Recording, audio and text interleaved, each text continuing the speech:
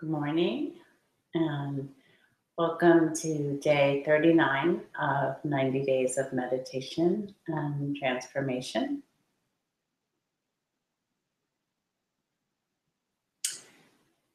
And I'm going to continue to talk just a little bit about non-harming and the ethics and the virtues of non-harming. So basically, again, as I said yesterday, we are, by training in meditation and mindfulness, by sitting quietly and developing more subtle states of concentration and awareness, we begin to become more sensitive to the consequences of our actions. We begin to become more aware of our intentions and our motivations and how these things have residual effects on our well-being and the well-being of others. So it's not that there are rules that one needs to follow. Instead, it is a practice of self-awareness and honesty. So I heard an interesting story once, and I'll relate it briefly. And I'm sure you all know similar stories. In fact, I know a few of you personally, and for sure, there are quite similar stories in your own history as there are in my history. So what I was going to talk about is in Buddhist ethics, there are, for lay people, non-monks and nuns, there are something called precepts. And the precepts are guidelines for ethical behavior. And these guidelines help us to kind of examine some of the behavior around the ethics. So one of the first ethics is non-killing, no taking of lives, abandon clubs and swords, put them down, and cultivate kindness and goodwill towards others. So there's no hard and fast rules here. Again, it really is about looking at one's intention and one's mind while one might need to engage in the action of taking a life. So, for example, you may be a police officer, and it's so important for police officers to have a mind that is clear in its intention. Is the mind patient and restful, and is the mind looking to create the least amount of harm, protect something, right? So, for example, on our everyday mundane level, we deal with insects, vermin. I have mice. Well, I have cats. And I hope the cats take care of the mice the way that things were evolutionarily intended to. I stay out of the way of that whole thing because that's their deal. So, and I know that the mice are frightened and they need to come into the house because it's cold. But I also know that it can create problems for me, and that wouldn't be wise. So I have decided to deal with it the best that I can. The other thing is just basic insects. So as an example, are we impatient when we're getting rid of the insects? Then we can look at our mind like, okay, you've got to get out of here. Or is our mind filled with equanimity, where we just recognize that this can cause harm to our family and ourselves. So we need to come up with a solution that's reasonable.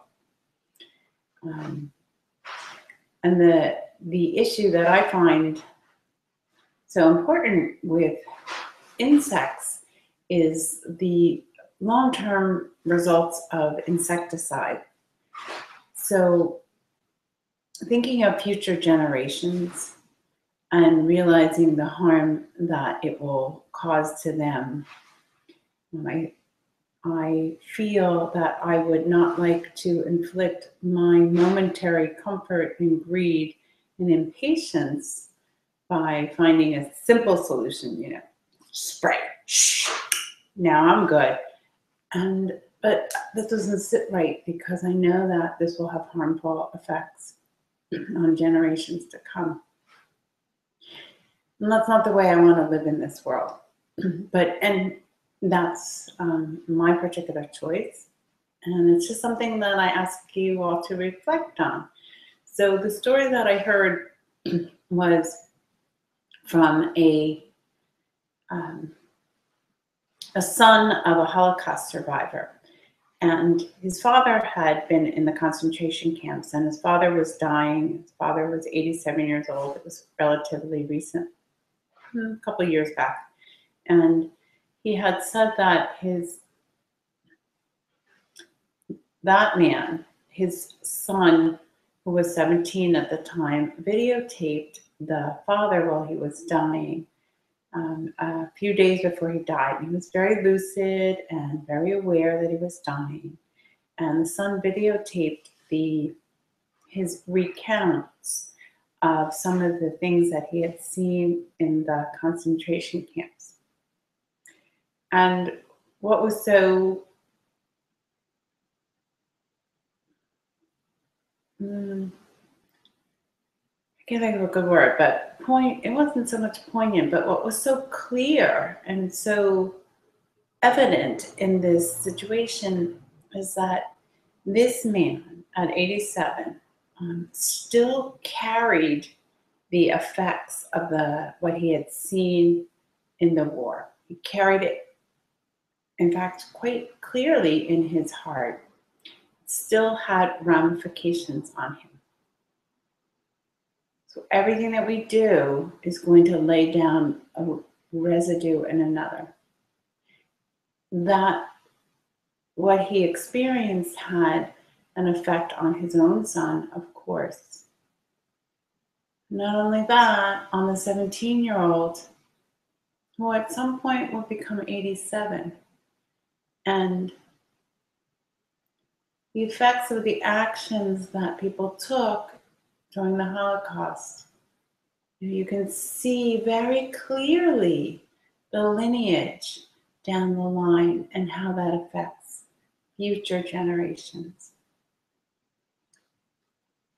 So I invite you to develop increased periods of concentration. Not so that you can judge yourself harshly. Instead, quite the opposite. So that you can live a life that produces the greatest amount of good for yourself and for those around you. Who wouldn't want to live that life? I'm signing up. Seriously, I was raised Catholic, and I really loved some of the teachings that we received in my Catholic heritage. I wanted so much to be part of a world that saw people as equal, that saw those that were downtrodden and struggling and suffering as worthy of great love and an extended hand. those that were marginalized, to hear their stories and to understand their marginalization. So the integration for me of the Buddhist path, along with that sentiment of heart, has given me greater tools to develop greater levels of concentration, to begin to really see my own suffering and how I create that, and so that I too can live free. And I too don't need to be a marginalized person of society anymore, like I was, of my own making. So a lot of talk again. Let's meditate for 10 minutes.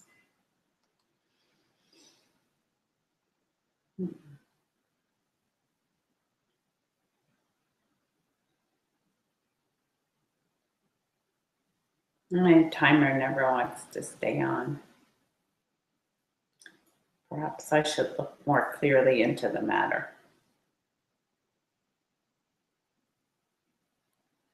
We'll find a comfortable upright seated position.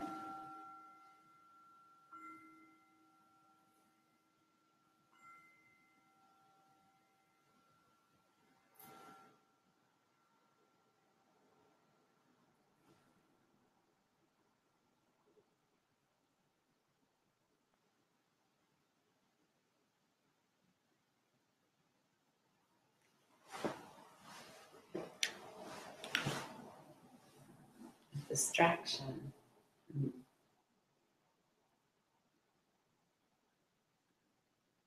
Just allow your body to settle into the earth.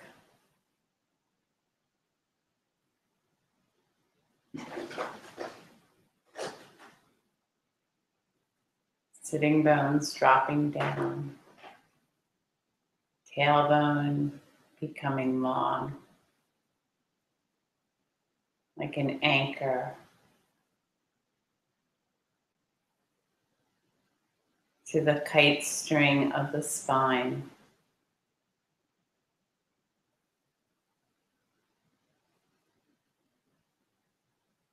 Crown of the head sailing, resting on the end of that kite string.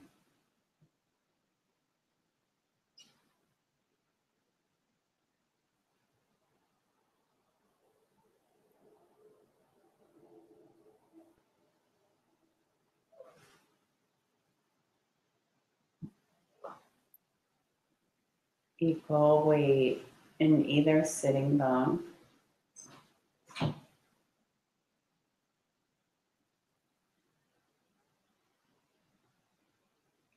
You might want to imagine two plumb lines or light anchors coming from the edges of the sitting bones up into the corners of the kite.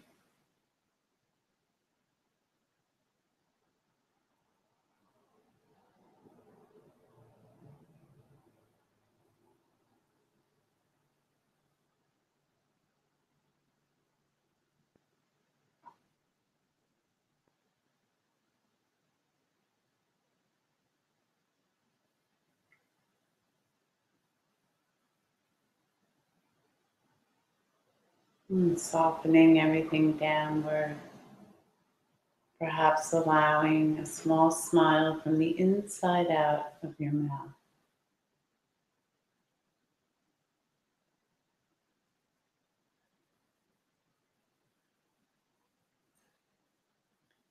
Just find your natural breath.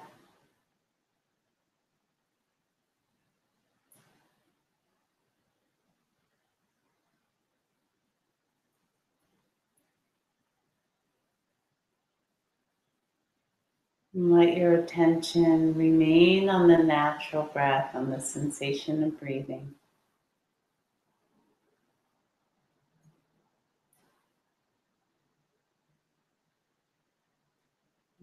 Breath is the primary object of your attention. Any sounds, sensations, feelings, or thoughts are the secondary areas of attention that are just floating by, arising and passing in fields of awareness while we stay connected to breath.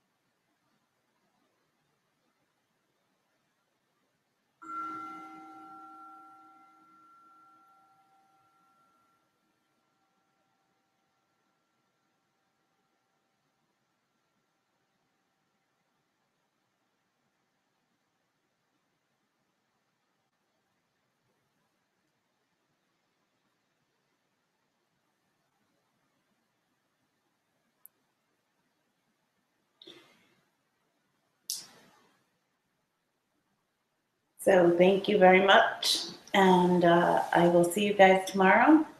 That seemed way too short. Such a nice way to start the day. Have a great one. And remember the most important thing that we can do is cultivate our mind. And